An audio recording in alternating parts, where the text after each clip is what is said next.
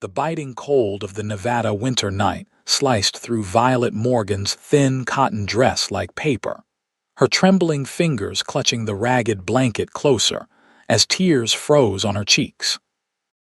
It wasn't the first time her stepmother had locked her out of the house in Ely, but tonight, with snow beginning to dust the barren landscape, Violet feared it might be her last.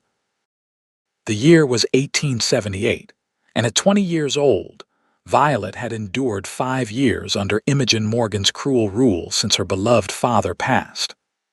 The small ranch house loomed before her, golden lamplight spilling from windows that might as well have been 1,000 miles away.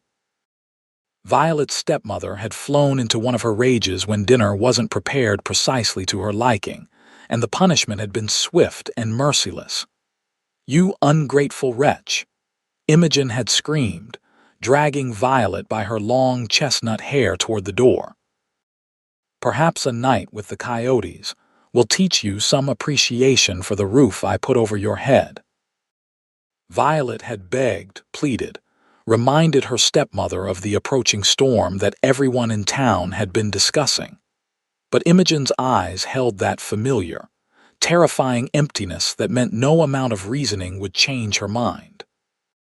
Now, huddled against the side of the barn where the wind couldn't quite reach her, Violet watched her breath form ghostly clouds in the moonlight. The livestock inside the barn offered some warmth, but Imogen had locked that door as well, knowing Violet would seek shelter there. The temperature was dropping rapidly, and the light snowfall was quickly becoming more insistent, covering the ground in a thin, treacherous blanket of white. Violet tried to think of her options. The nearest neighbor was the Henderson family, nearly 3 miles down the road. In daylight, she might have risked the walk, but in darkness, with a snowstorm brewing and wolves known to roam these parts, it would be suicide. The small town of Ely was 5 miles in the opposite direction, equally impossible to reach in her condition. As the hours crawled by, Violet felt a dangerous drowsiness begin to overtake her. She had heard tales of men caught in blizzards who simply fell asleep and never woke again.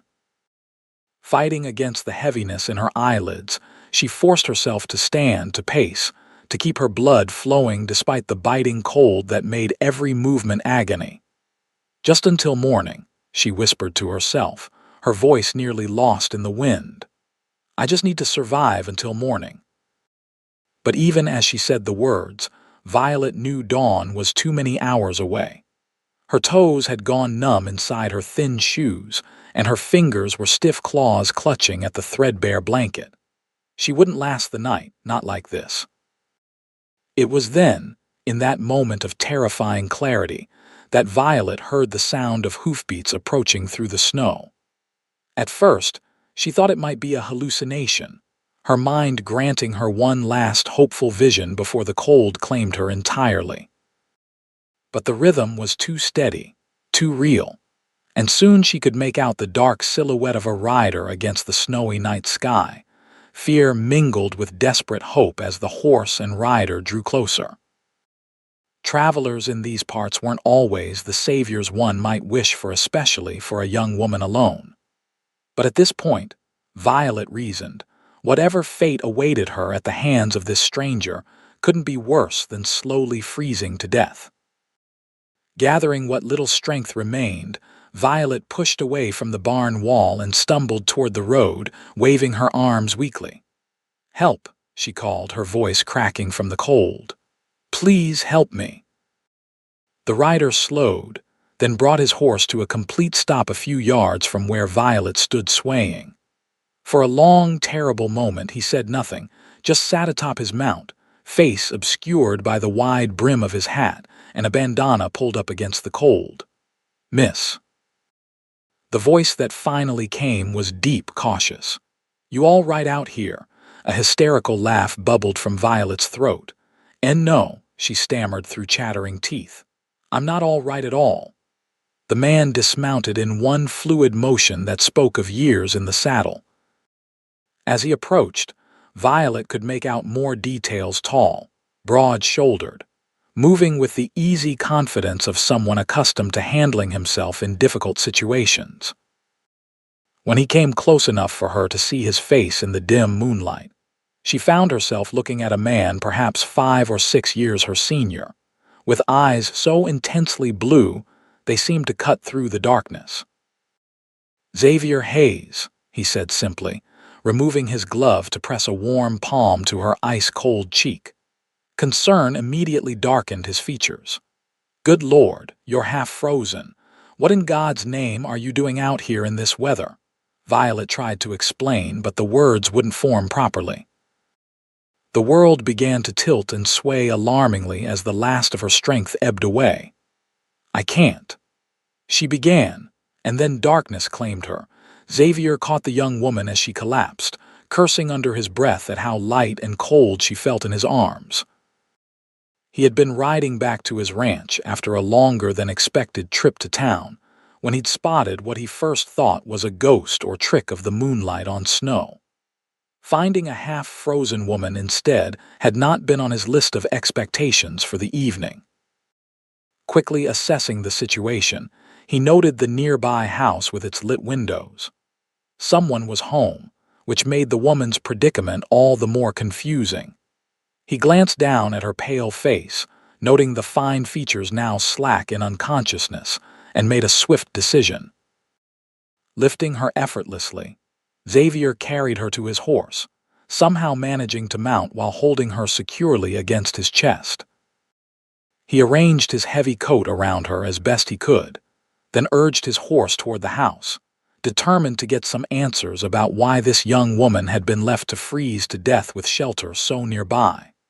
As they approached, Xavier saw the nameplate on the Gate Morgan Ranch. He had heard of the place, but hadn't had dealings with its owners. Ely wasn't a large town, but his own property lay on the opposite side, and his business rarely brought him this way.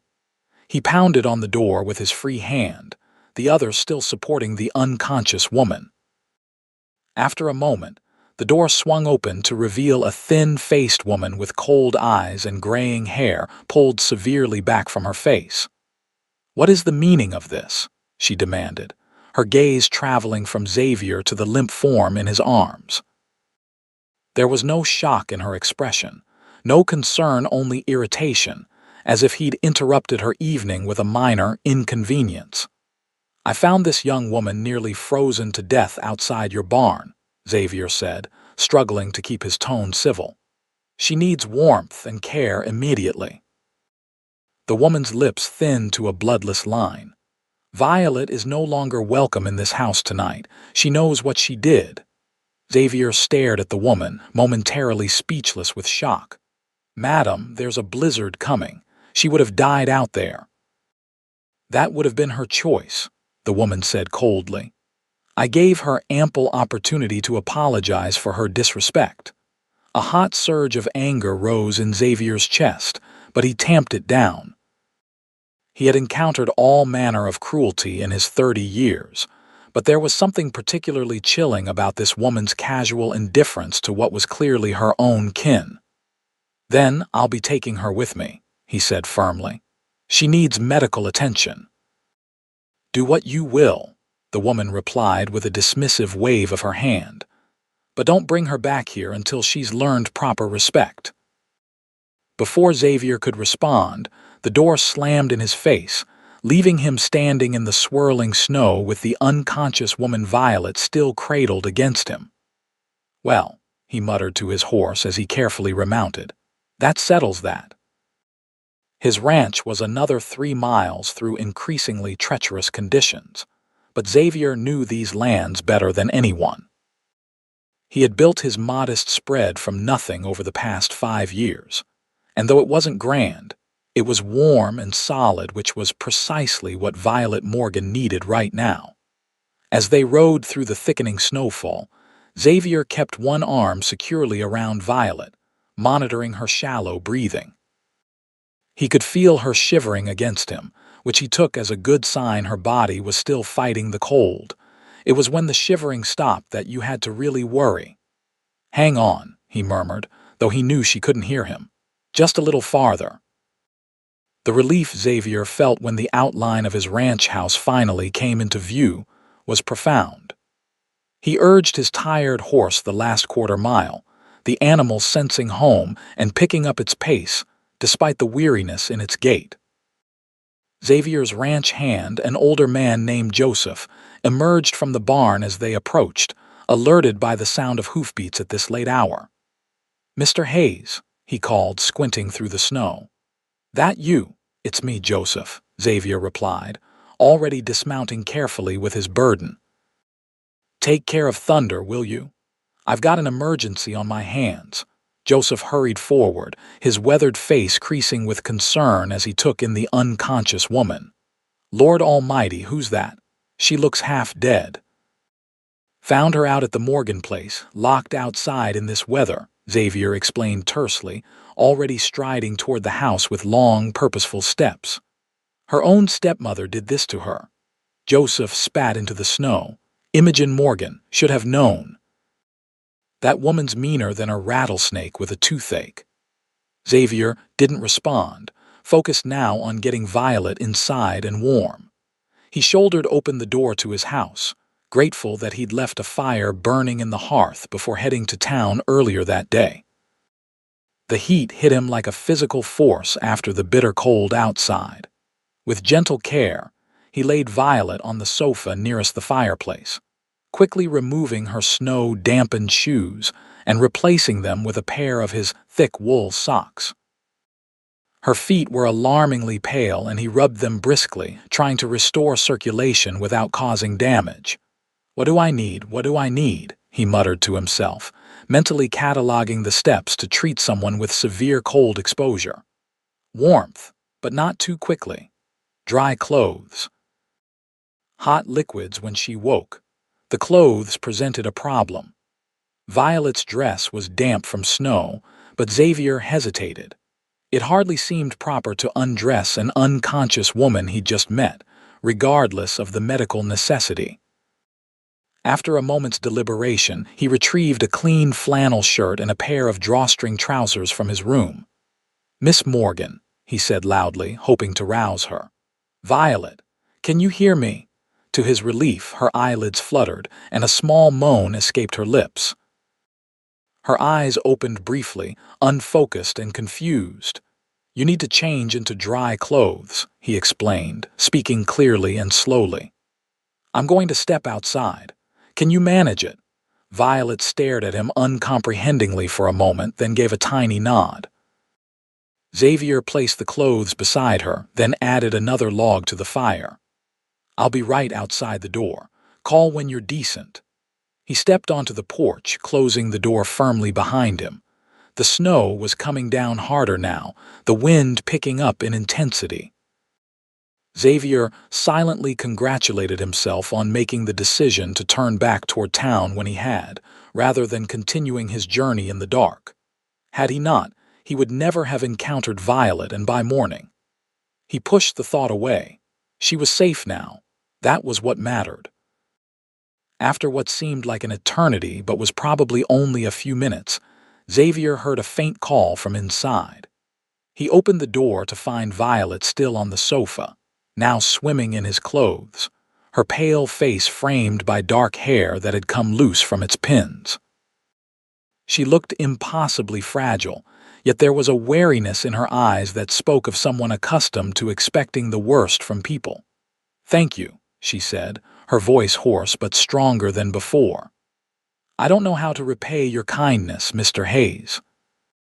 Xavier moved to stoke the fire, giving her some space. "No need for repayment. Couldn't very well leave you out there to freeze." "Many would have," she replied simply. The stark truth of her statement hung in the air between them.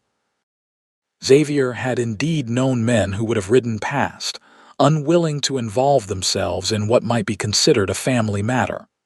The thought made his jaw clench with anger.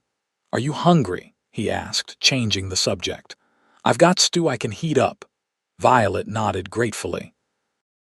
"I haven't eaten since breakfast." While the stew warmed on the stove, Xavier prepared a cup of strong, sweet tea, which he handed to Violet. She took it with still trembling hands, wrapping her fingers around the cup as if it were a lifeline. "Your stepmother," Xavier said after a moment, unable to contain his curiosity any longer. "Has she done this before?" Violet's gaze dropped to her tea. "Not in winter," she admitted. "Usually it's just for a few hours to teach me my place, as she puts it, but tonight—" She shook her head. "I think she truly meant for me to die out there." The matter-of-fact way she said it made Xavier's blood run cold. "Why do you stay?" he asked, then immediately regretted the question. It wasn't his business, and he had no right to interrogate her after what she'd been through. But Violet didn't seem offended. She sipped her tea before answering. "It's my father's land, the only thing I have left of him. When he married Imogen 6 years ago, none of us could have predicted how quickly he would fall ill. By the time he died, she had convinced him to change his will, leaving her in control until I turned 25 or marry." A bitter smile touched her lips. "She's made certain neither of those things will happen easily." Xavier brought over a bowl of stew and some bread, setting them on a small table beside the sofa. "Eat," he encouraged. "We can talk more when you've got your strength back." As Violet ate, color gradually returned to her cheeks. Xavier found himself watching her more closely than was probably polite, struck by how someone could maintain such dignity after being treated so cruelly. There was a quiet strength about her that impressed him, though he couldn't have said exactly why. "Where am I to go?"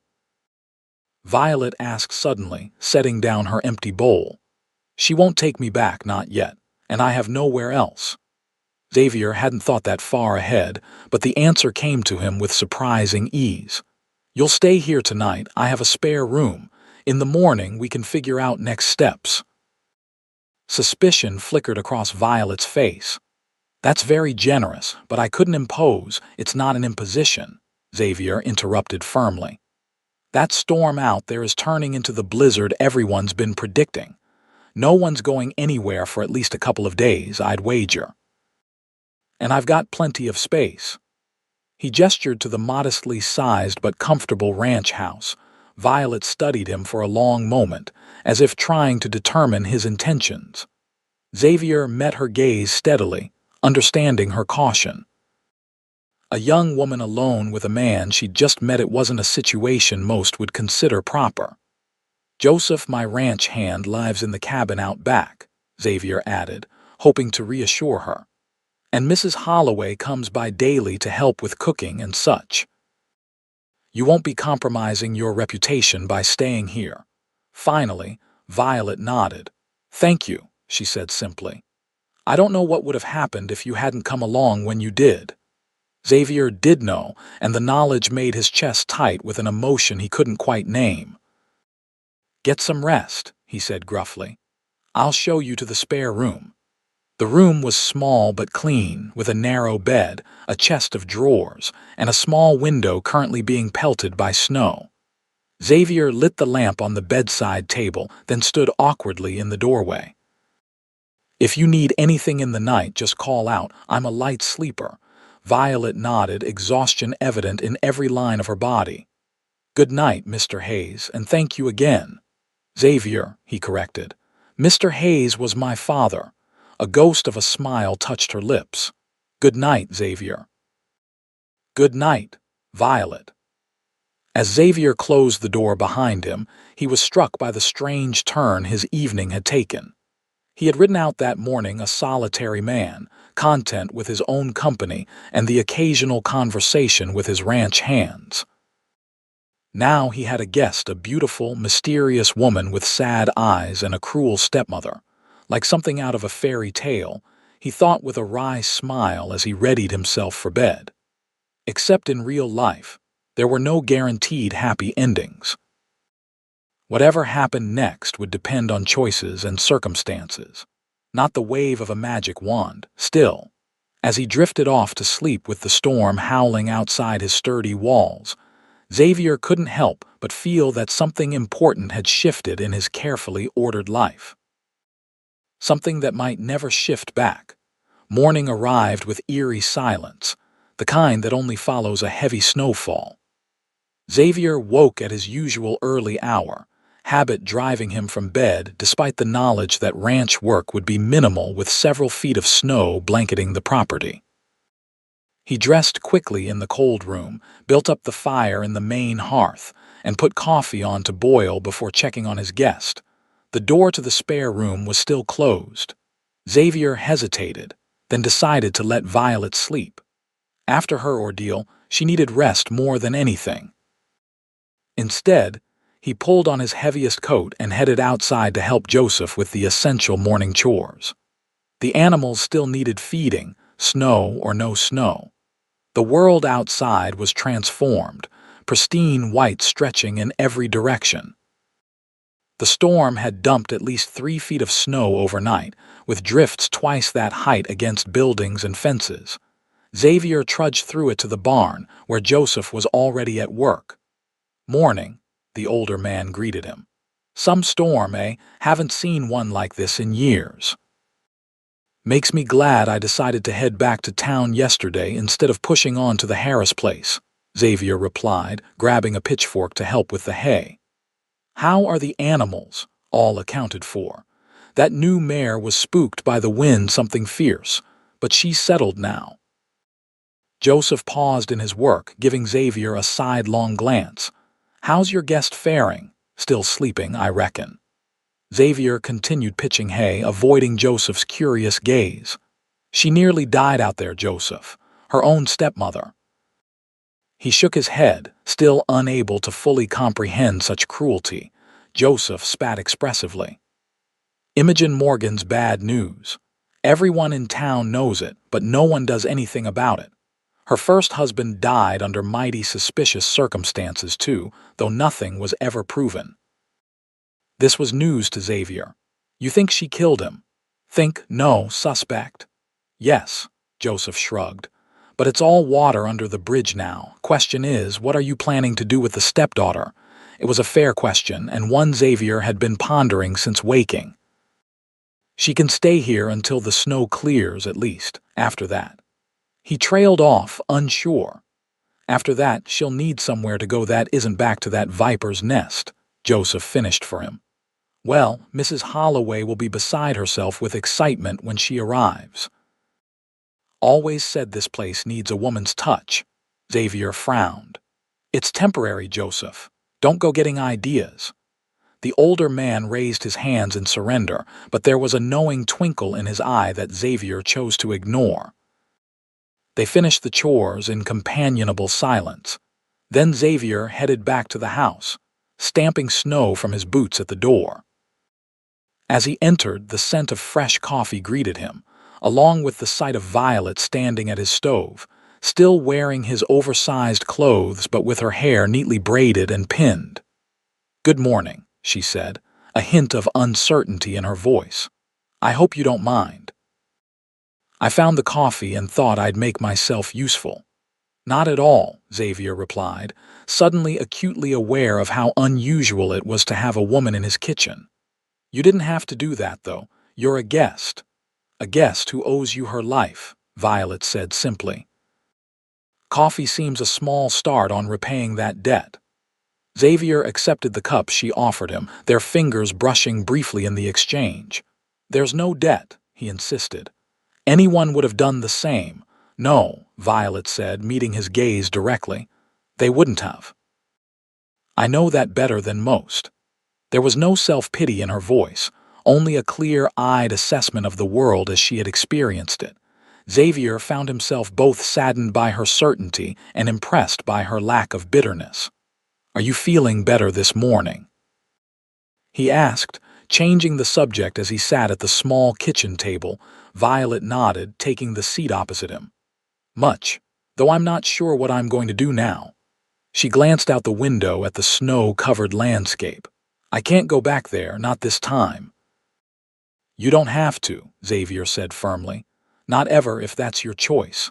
It's not as simple as that. The ranch is legally half mine, though Imogen controls it until I turn 25.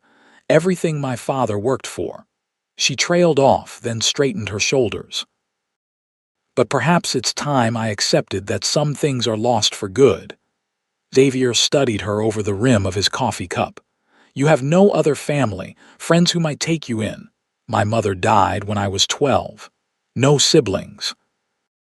My father was an only child, and my mother's family is back east somewhere we lost touch years ago.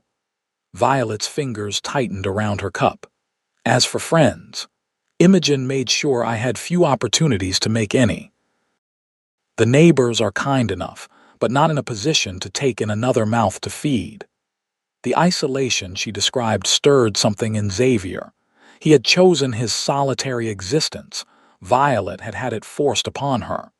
You can stay here until you figure things out, he heard himself saying.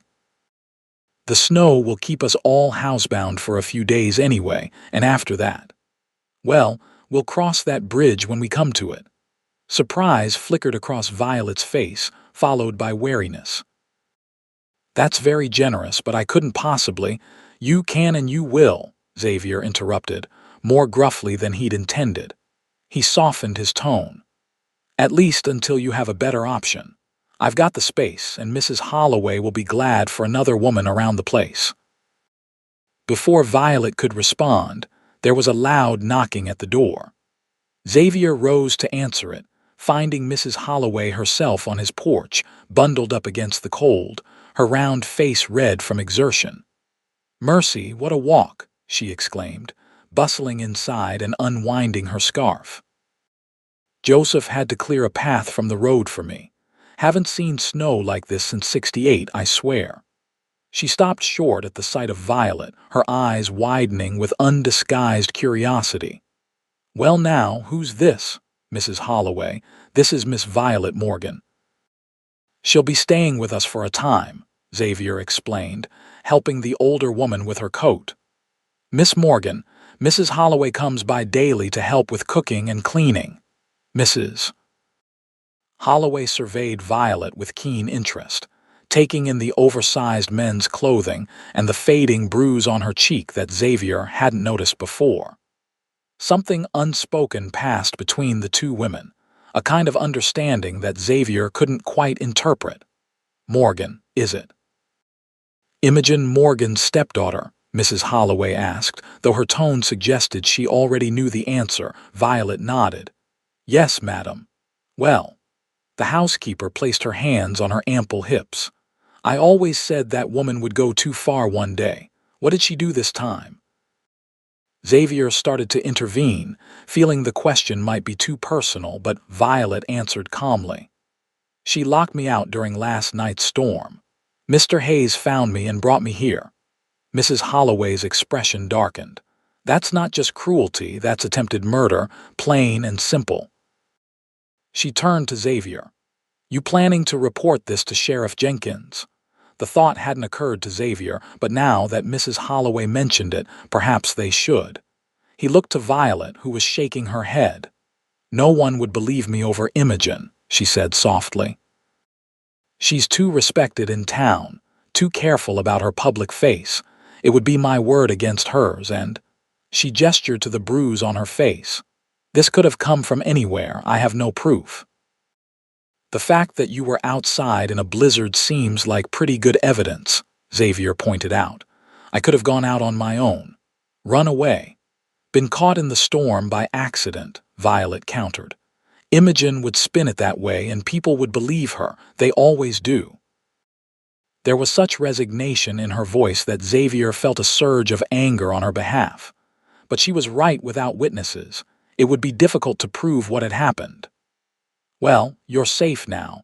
That's the main thing," Mrs. Holloway declared, moving toward the kitchen with purposeful strides. "And in need of proper clothes, I see. I'll bring some things from home tomorrow. My daughter left plenty behind when she moved to California, and you two look to be about the same size." "That's very kind of you," Violet said, genuine gratitude in her voice. Mrs. Holloway waved a dismissive hand. "Nonsense. Just Christian charity. Now, let's see about breakfast. You both look like you could use a hearty meal." As the housekeeper busied herself at the stove, Xavier caught Violet's eye and gave her what he hoped was a reassuring smile. She returned it hesitantly, and for the first time, Xavier saw something besides wariness or resignation in her expression, a tiny spark of hope, fragile but undeniably present. The next few days fell into an unexpected rhythm of domestic tranquility. The snow kept them largely housebound, though Xavier and Joseph ventured out daily to tend to the animals and clear paths between buildings. Mrs. Holloway, true to her word, brought an armful of clothes for Violet the following day, along with the news that the town was buzzing with speculation about Violet's whereabouts. "Imogen's telling everyone you ran off in the night, Mrs. Holloway reported as she helped Violet sort through the dresses and skirts. "Says she's devastated and worried sick about you." Violet's hand stilled on a blue calico dress. "She's worried someone will discover what she did," she said quietly. "Nothing more." "Well, she's putting on quite a show of concern. Even has Sheriff Jenkins organizing a search party for when the snow clears." Mrs. Holloway snorted derisively. "As if that man would recognize the truth if it bit him on the behind." Xavier, who had been pretending not to listen from his seat by the fire, looked up at this. "What will you do when the snow melts?" he asked Violet. "The sheriff will come looking here eventually." Violet smoothed the fabric of the dress in her lap, her expression thoughtful. "I'm not hiding. When the roads are passable again, I'll go into town and make it clear that I left of my own accord. I'm of age. Imogen has no legal right to force me to return." "But the ranch," Xavier began. "I'll find a lawyer," Violet said with newfound determination. "There must be some way to claim what's rightfully mine without having to live under her roof." Mrs. Holloway nodded approvingly. "That's the spirit, dear. And in the meantime, you've got a safe place to stay." She shot a meaningful glance at Xavier, who suddenly became very interested in the book he'd been neglecting. The days passed with surprising ease. Violet, eager to earn her keep, threw herself into helping with household tasks. She proved to be an excellent cook, preparing meals that made Xavier realize how basic his usual fare had been. In the evenings, they would sit by the fire, sometimes reading silently from Xavier's modest library, other times talking late into the night. Xavier learned that Violet had been educated at home by her father, a man with a love of books and ideas who had wanted his daughter to have more than just the rudimentary learning typical for girls in their remote location. She spoke eloquently about literature, philosophy, and history, revealing a mind as sharp as it was curious. In turn, Xavier found himself sharing stories of his own life, his childhood in Ohio, his decision to head west after his parents' deaths, the challenges and satisfactions of building his ranch from nothing. He spoke of things he rarely discussed with anyone, finding in Violet an attentive and understanding listener. "Why Nevada?" she asked one evening as they sat companionably before the fire, the wind howling outside. "Of all the places you could have chosen to settle." Xavier contemplated the question, watching the play of firelight on Violet's face. The bruise on her cheek had faded to a barely noticeable shadow, and in its place was a healthy glow that transformed her features. He had begun to notice, with increasing frequency, just how lovely she was, something he tried his best to ignore. "I came through during the Silver Rush," he explained. "Not as a miner, I never had the temperament for that kind of gamble. But I saw opportunity in providing what miners needed: food, livestock, transportation. Started with just a wagon and 2 horses, doing supply runs between mining camps. And built all this," Violet said admiringly, gesturing to encompass the ranch. "It's impressive." Xavier shrugged, uncomfortable with the praise. "It's modest compared to some spreads." "But it's yours," Violet pointed out. "You built it yourself without relying on anyone else's goodwill or suffering under another's control. That's a kind of freedom I've only dreamed of." The naked longing in her voice touched something in Xavier. "You'll have that freedom too," he said softly. I'll help you if you'll let me. Their eyes met across the space between them, and for a moment, something electric and unspoken passed between them. Violet was the first to look away, a flush rising to her cheeks. "Thank you," she said simply, "for everything." 4 days after the storm, the snow had melted enough that the road to town was finally passable. Xavier announced at breakfast that he needed to make a supply run and asked Violet if she wanted to accompany him. "I should," she said, though apprehension was clear in her voice. Better to face things directly than hide away. They set out mid-morning, Xavier driving the wagon with Violet beside him, bundled in one of Mrs. Holloway's daughter's coats and a warm woolen scarf. The winter sun shone weakly overhead, doing little to dispel the chill in the air, but at least the sky was clear and blue. "We don't have to go through with this today," Xavier said as they approached the outskirts of Ely. "We could turn back, give you more time to prepare." Violet shook her head firmly. "No, delaying will only make it harder." She straightened her shoulders, lifted her chin. "Besides, I'm tired of living in fear of her." Xavier admired her courage, though concern still gnawed at him. In the past days, he had grown increasingly protective of Violet, a feeling that went beyond basic human compassion. There was something about her quiet strength, her resilience in the face of cruelty, that drew him to her in a way he hadn't experienced before. The main street of Ely was bustling with activity, everyone eager to resume normal life after being snowbound. Xavier guided the wagon to the general store, helping Violet down with a hand that lingered perhaps a moment longer than necessary on her waist.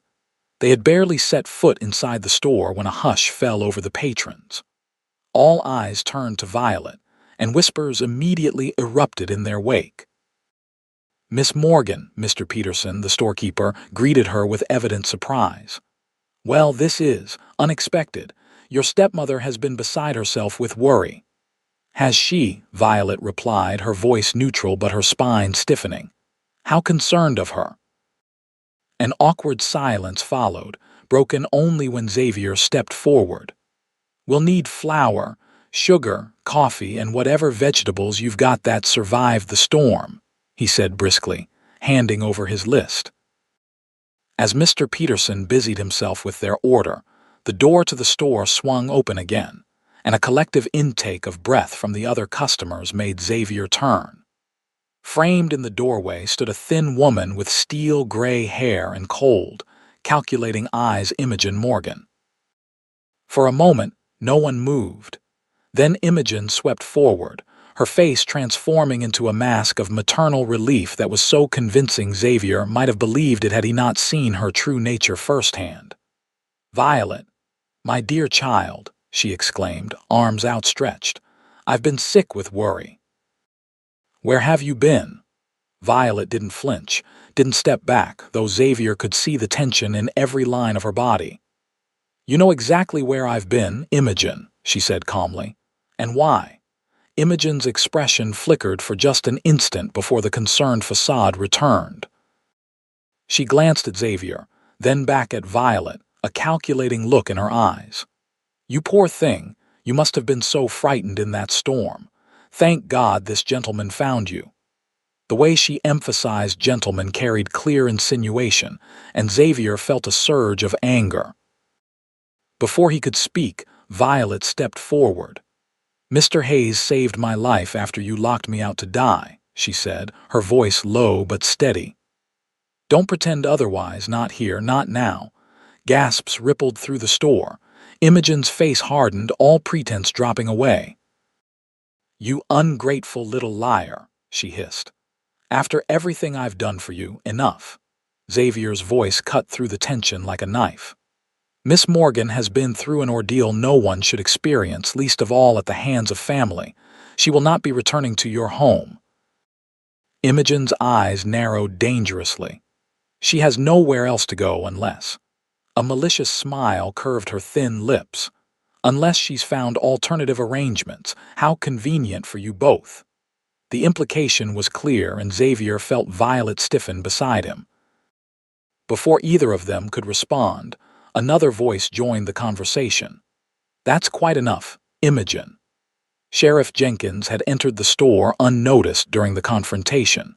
He was a stocky man with a graying mustache and tired eyes that had seen too much of human nature's darker side. "I'd like a word with Miss Morgan, privately." Xavier moved protectively closer to Violet. "Whatever you have to say to her can be said in front of me." The sheriff assessed him thoughtfully, then nodded. "Fair enough. Outside, if you please." On the wooden sidewalk outside the store, Sheriff Jenkins removed his hat, turning it in his hands as he addressed Violet. "Mrs. Morgan reported you missing after the storm. Said you'd run off. Now I'm hearing talk of her locking you out." His gaze flicked to the fading bruise on Violet's cheek. "That true?"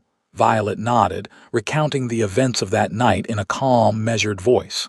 The sheriff listened without interruption, his expression growing increasingly grim. "Not the first time she's mistreated you, I take it," he said when she finished. "No, sir." Jenkins sighed heavily. "I suspected as much. There've been whispers.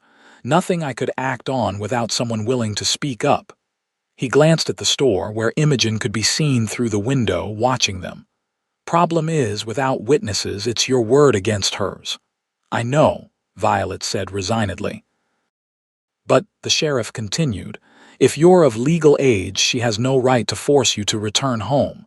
That much I can enforce, regardless of who's telling the truth about what happened." Relief washed over Violet's face. "Thank you, Sheriff." Jenkins replaced his hat. "Don't thank me yet." "She still controls your inheritance, if I understand correctly. And a woman scorned can be mighty vindictive, especially one like Imogen Morgan." He looked directly at Xavier.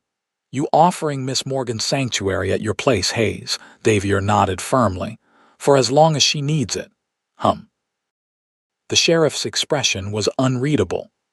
"That's going to set tongues wagging, you realize. Unmarried woman staying with an unmarried man, regardless of the circumstances." Xavier hadn't considered the potential damage to Violet's reputation, and from her suddenly stricken expression, neither had she.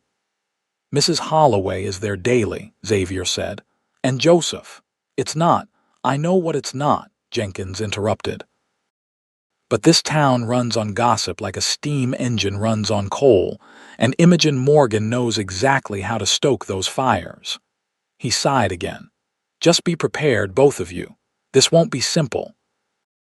As if to prove his point, Imogen chose that moment to emerge from the store, her face a perfect picture of righteous indignation.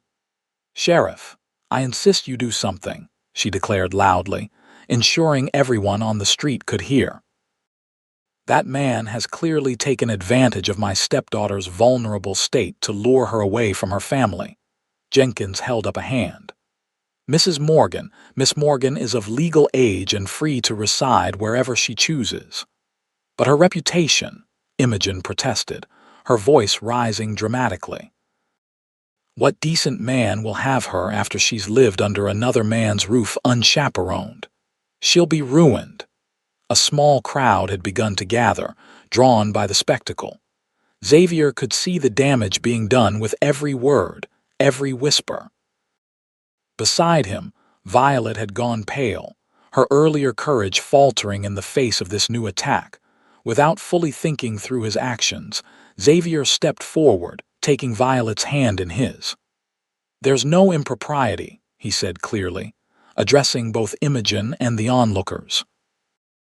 "Miss Morgan is under my protection as my fiancée." The words hung in the air, shocking everyone into silence, none more so than Violet herself, who stared at Xavier with wide, disbelieving eyes. Recovering quickly, Xavier continued, squeezing Violet's hand in what he hoped was a reassuring manner. "We had intended to announce our engagement properly, but circumstances have forced our hand." Imogen's face contorted with fury. "You expect anyone to believe this convenient fiction?" "You barely know each other." "On the contrary," Xavier replied coolly. "Miss Morgan and I have been acquainted for some time. Her father and I had business dealings before his passing. It was a bold lie, but one that couldn't easily be disproven, given that most of Violet's father's associates were either dead or had moved on during the volatile boom and bust cycles of the mining industry.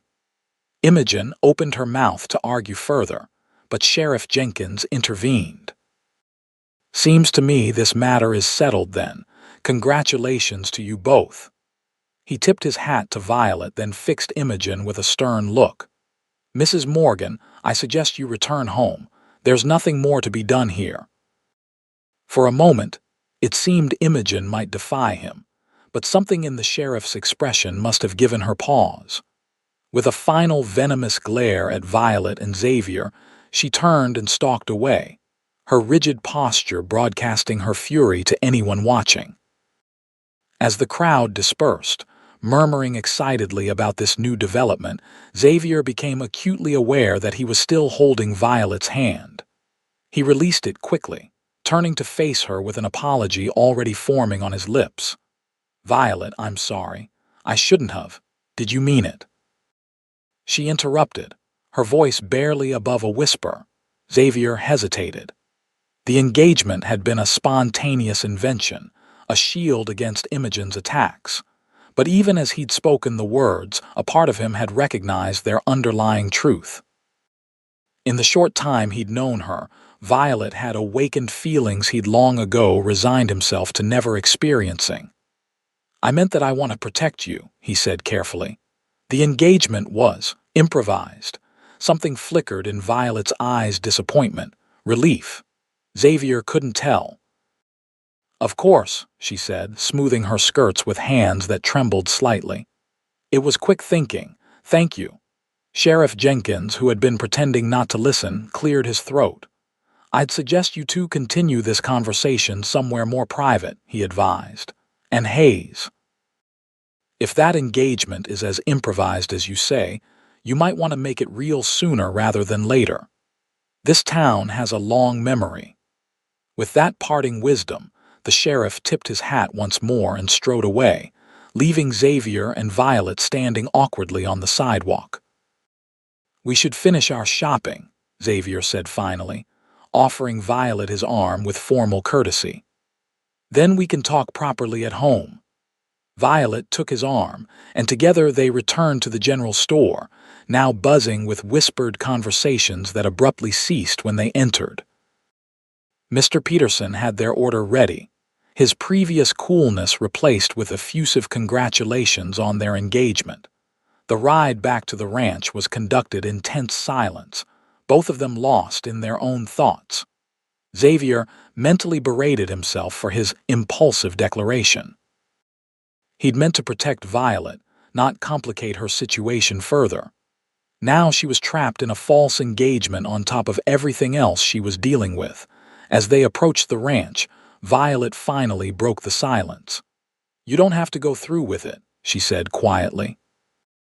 "The engagement, I mean. Once things settle down, we can quietly end it. You've done more than enough for me already." Xavier pulled the wagon to a stop outside the house, turning to face her. "Is that what you want?" Violet wouldn't meet his eyes. "What I want doesn't matter. I can't ask you to marry me out of pity or obligation." "It wouldn't be either of those things," Xavier said before he could stop himself. Now Violet did look at him, surprise evident in her expression. "What do you mean?" Xavier ran a hand through his hair, searching for words that wouldn't scare her away or reveal too much of his own confused feelings. "I mean, I care about what happens to you, Violet, more than I expected to. These past days." He trailed off, unsure how to continue. How could he explain that in just a few short days, she had become important to him in a way no one had been since his parents died? That the thought of her leaving filled him with a dread he couldn't quite understand. "I care about you too," Violet admitted softly. "But that's not a foundation for marriage, isn't it?" Xavier challenged. "People marry for much less, for money, for land, for social advantage." He took her hand, his touch gentle. "At least we would be starting with mutual respect and caring." Violet studied their joined hands. You're offering me a real engagement, a real marriage. I'm offering you a choice, Xavier clarified. Stay here as my guest for as long as you need, engagement or no, or, he took a deep breath, or become my wife in truth, not just to silence gossip, build a life here if that's what you want.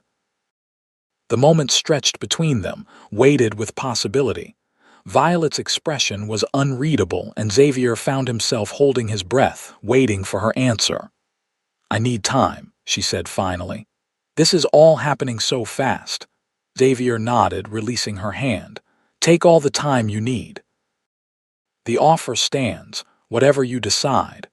Relief and something like disappointment mingled in Violet's smile. Thank you, Xavier, for everything. They unloaded the supplies in companionable silence. The tension between them eased but not entirely dissipated. As they worked, Xavier caught himself watching Violet when she wasn't looking, the graceful way she moved, the determined set of her jaw when she lifted something heavy, the occasional smile that transformed her face when she caught him looking. It was ridiculous, he told himself, to have developed such strong feelings in so short a time. And yet, there they were, impossible to deny and growing stronger by the day. Mrs. Holloway arrived as they were finishing, immediately pouncing on them with questions about their trip to town. When Xavier reluctantly explained about the false engagement, her reaction was not what he expected. False, is it? She said with a knowing smile. Well, we'll see about that. In the meantime, this calls for a special dinner. Can't have a newly engaged couple eating ordinary fare. Despite Violet's protests that the engagement wasn't real, Mrs. Holloway bustled about the kitchen with determined cheerfulness, humming wedding songs and dropping hints about suitable dates for a ceremony. Xavier caught Violet's eye over the housekeeper's head and gave an apologetic shrug, which Violet answered with a small smile that did strange things to his heartbeat. That evening, after a sumptuous meal that had indeed been worthy of a celebration, Xavier found himself alone with Violet once again. Mrs. Holloway had departed with a wink and a comment about leaving the lovebirds to their nesting, which had brought a becoming blush to Violet's cheeks. Now they sat before the fire, Violet mending one of the dresses Mrs. Holloway had brought her, Xavier pretending to read while actually watching the firelight play on her bent head. She means well, Violet said suddenly, not looking up from her work. Who? Mrs. Holloway, Violet nodded. She wants to see us happy. It's sweet, really. But misguided, Xavier added, testing the waters, Violet's hands stilled on her sewing. Is it? She asked, her voice so soft he almost didn't hear her. Xavier set his book aside, leaning forward in his chair. Violet, look at me.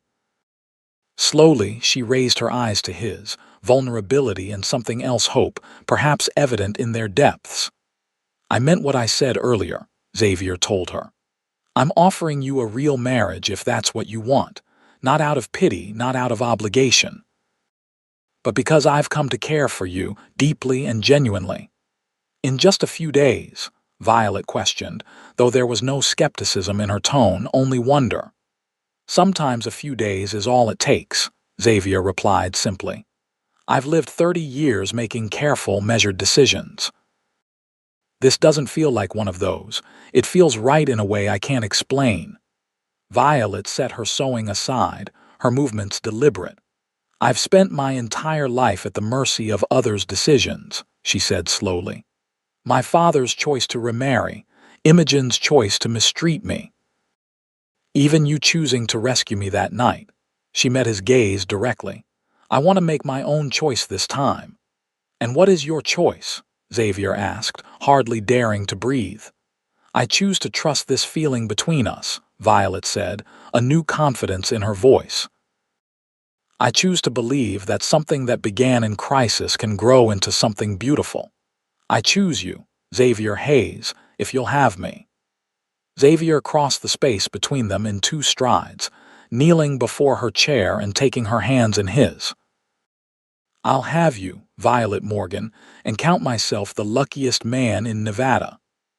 The kiss that followed was tentative at first, a gentle exploration of newfound territory. Then Violet's arms wound around his neck, and the kiss deepened into something more passionate, more certain a promise of things to come. When they finally broke apart, both breathless, Xavier pressed his forehead against hers. "We should do this properly. A real courtship, a real engagement." Violet laughed softly. "We've already announced our engagement to the entire town. I think we've rather skipped ahead." "Then we'll work backwards," Xavier decided. "I'll court you while we're engaged, and by the time we marry, we'll know each other as well as any couple should." "How long a courtship did you have in mind?"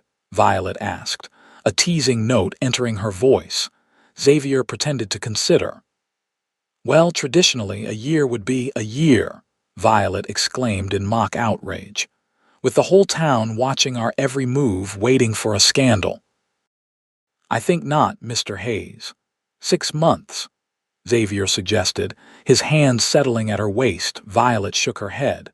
"1 month, to be sure of our feelings, to make proper arrangements, but not so long that Imogen has time to cause more trouble."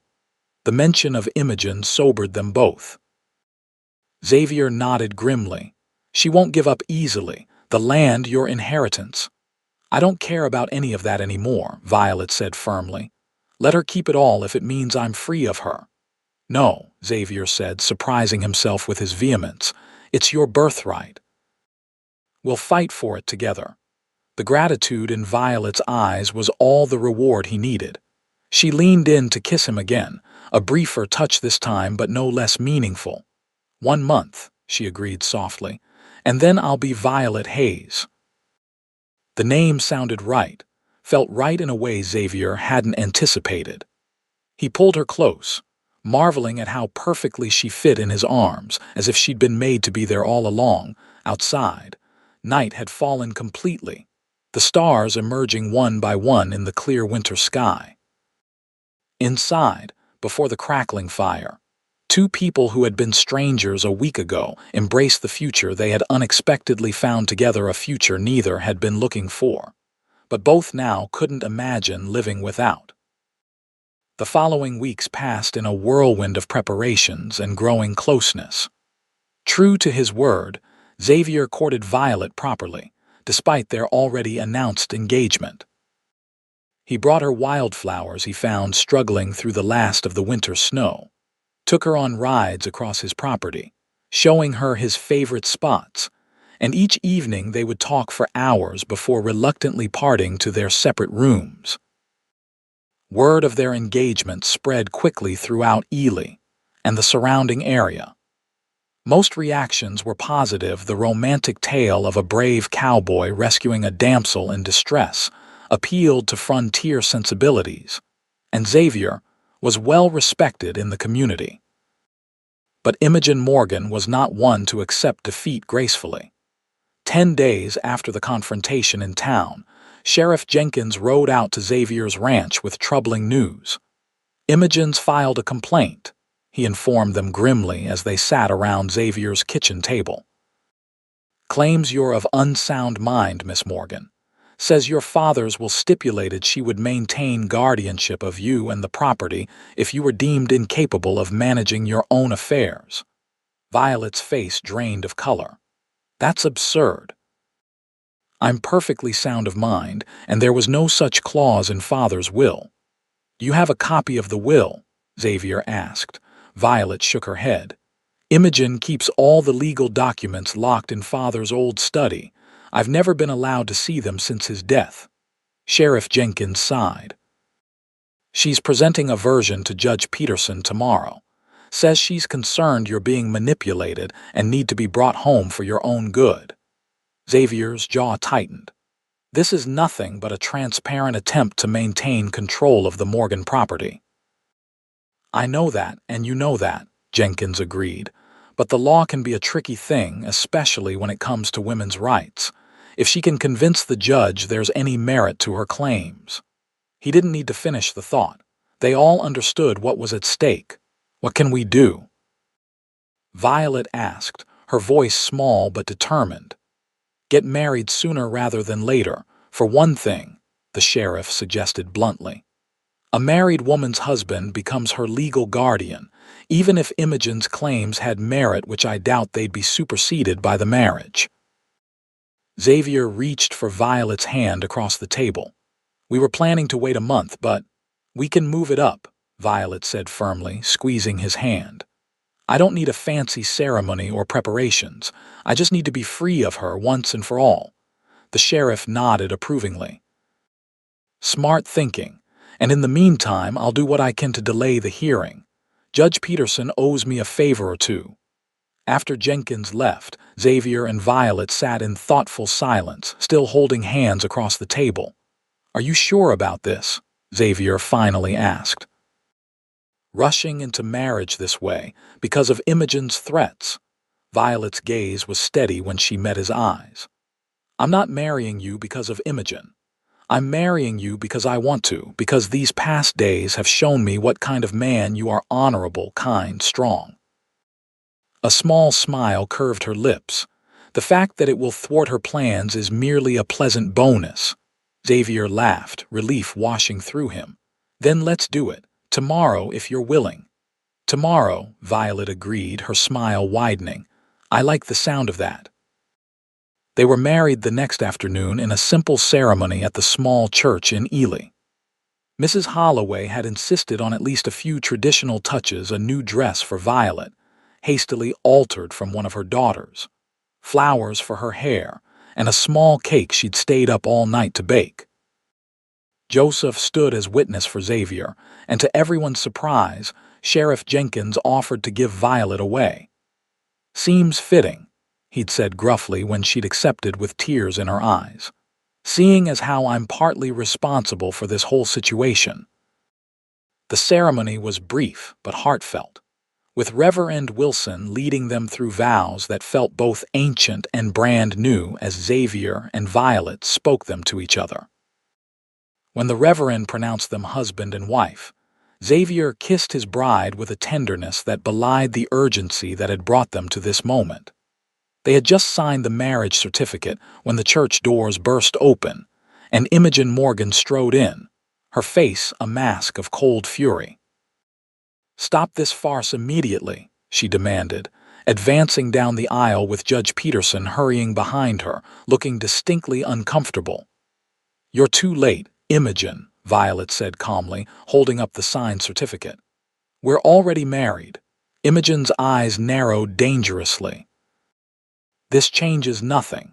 You're still not of sound mind, and this fortune hunter has clearly taken advantage of your condition. Xavier stepped protectively in front of his new wife. Mrs. Morgan, I understand you're upset, but these accusations are baseless and potentially slanderous. I advise you to reconsider your words. Or what? Imogen sneered. You'll sue me. With what money, Cowboy? That pitiful ranch of yours barely keeps you in beans and bacon. That's enough, Imogen, Sheriff Jenkins intervened, his voice hard. Miss Morgan, Mrs. Hayes now is a married woman, legally beyond your guardianship, regardless of any claims you might make about her mental state. Judge Peterson, a thin man with spectacles and a nervous disposition, cleared his throat. He's right, Mrs. Morgan. The marriage supersedes other considerations. I'm afraid your petition has been rendered moot. Imogen's face contorted with rage. For a moment, Xavier thought she might physically attack Violet, and he tensed, ready to intervene. But instead, she drew herself up with icy dignity. You think you've won, she said to Violet, her voice low and venomous. But you've forfeited everything your father worked for.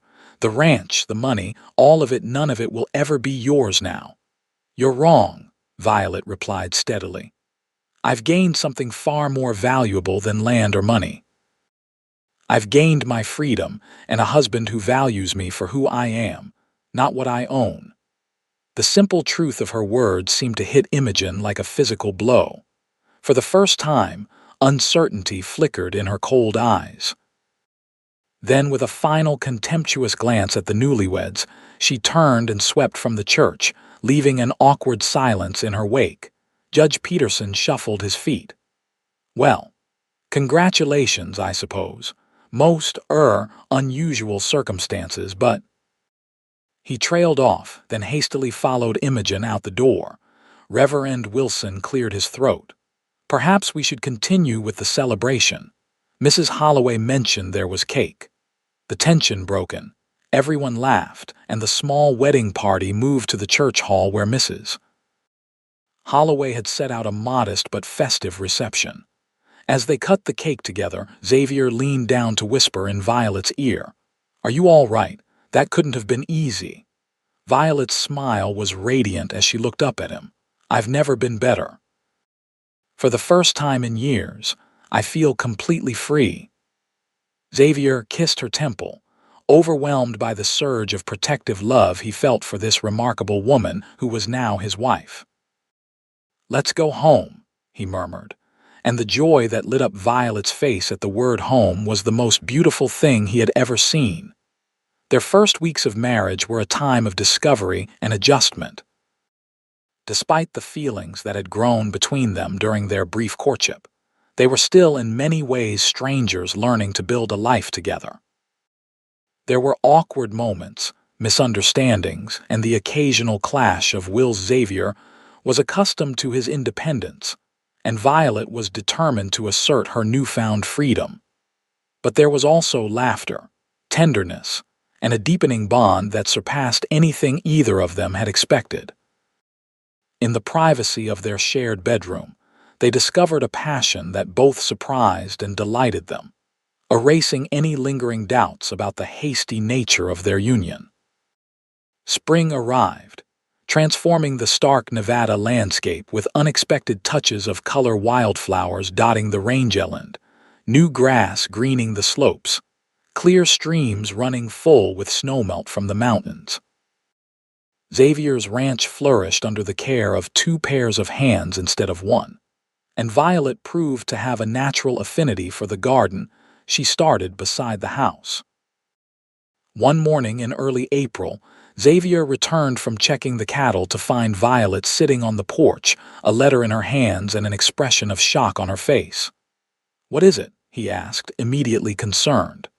"Bad news." Violet looked up, her eyes wide. "It's from Imogen's lawyer. She's leaving Ely, selling the Morgan Ranch and moving back east." Xavier sat beside her, reading the letter over her shoulder.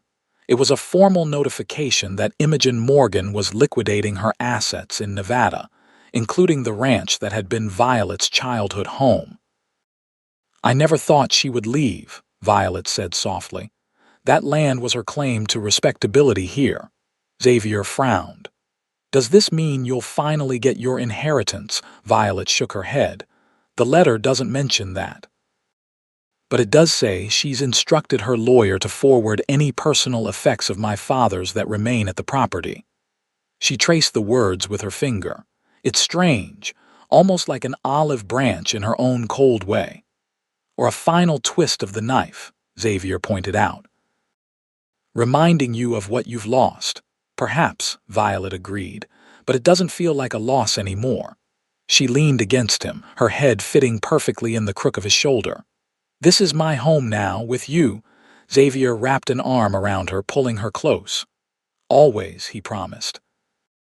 2 weeks later, a wagon arrived at their ranch laden with crates and trunks far more than they had expected. Imogen's lawyer, a serious young man named Clark, supervised the unloading. Mrs. Morgan departed for Boston yesterday, he informed them as the last crate was carried into the house. She left explicit instructions about these items, said they rightfully belonged to Mrs. Hayes now.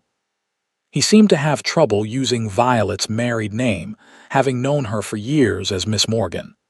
"That's surprisingly generous of her," Xavier remarked, not bothering to hide his skepticism. Clark adjusted his spectacles uncomfortably. "There's one more thing."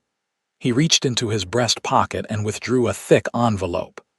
"Mrs. Morgan asked me to give you this privately, Mrs. Hayes. She was most insistent that it be delivered directly to you and no one else." Violet accepted the envelope with visible trepidation. "Thank you, Mr. Clark."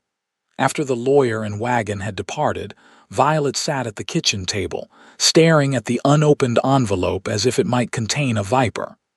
"You don't have to open it," Xavier said gently. "Whatever it is, whatever she has to say, it can't hurt you anymore." Violet nodded, then squared her shoulders. "No, I need to know. Whatever it is, we'll face it together." She broke the seal and withdrew several folded documents. As she read, her expression transformed from apprehension to disbelief. "Xavier," she whispered, "it's my father's will, the real one." She spread the papers on the table, hands trembling. "And bank documents, accounts I never knew existed." Xavier moved to her side, reading over her shoulder.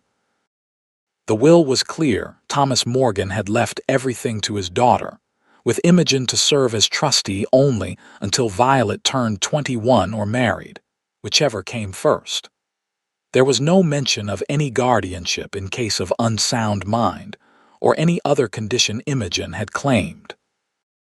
The bank documents showed regular deposits into an account in Violet's name, profits from the ranch over the years that Imogen had apparently been setting aside, despite her claims that the property barely broke even. "She lied," Violet said, her voice hollow with shock. "All this time she lied about everything. The ranch was mine. The money was mine." Why would she reveal the truth now? Xavier wondered, equally stunned. Violet unfolded the final paper, a letter in Imogen's precise handwriting. She read it aloud. "Violet, by the time you receive this, I will be far from Nevada. I do not expect forgiveness, nor do I particularly deserve it. The truth is simple. I married your father for security, not love, and resented the devotion he showed to you over me. When he died, I saw an opportunity to take what I believed should have been mine all along. I kept the truth from you because I could, because it gave me power, because I was bitter and angry at a world that had never given me the life I felt I deserved. These are explanations, not excuses. Your marriage has forced my hand legally, but the truth is, I have grown weary of the charade. Nevada holds nothing for me now but bad memories and the constant reminder of my own failures. The enclosed documents will give you what is rightfully yours. The ranch has been sold, but the proceeds are being transferred to your account. Your father's personal effects are in the crates. I kept nothing that was his. Do not look for deeper meaning in this gesture. I am not seeking redemption or forgiveness. I am merely, at long last, doing what should have been done years ago." Imogen's silence fell as Violet finished reading. Xavier watched emotions chase across her face: shock, anger, confusion, and finally, something like peace. "She's a strange, twisted woman," Violet said at last. "Even her attempt to make amends comes wrapped in bitterness." Xavier placed a hand over hers. "What will you do with the money?" Violet looked up at him, and to his surprise, she was smiling. "We'll use it to build our future, of course. Expand the ranch, maybe. Or," she hesitated, "or perhaps we could buy back my father's land. Not to live there, but to honor his memory. To make it something good again." The idea took hold, and over the following months, Xavier and Violet did indeed repurchase the Morgan Ranch from its new owners, who had found Nevada ranching more challenging than they'd anticipated.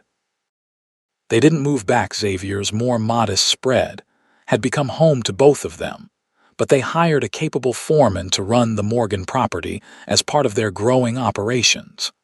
By the time winter returned to Ely, the Hayes Ranch had nearly doubled in size and prosperity.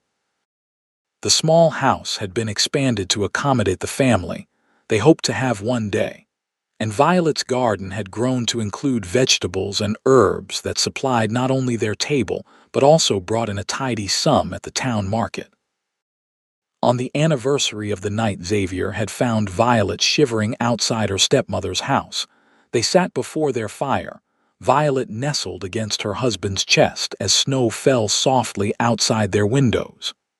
"You ever think about how differently things might have turned out?" Violet asked, watching the flames dance. If you hadn't decided to turn back that night, if you'd taken a different road. Xavier tightened his arms around her, pressing a kiss to her temple.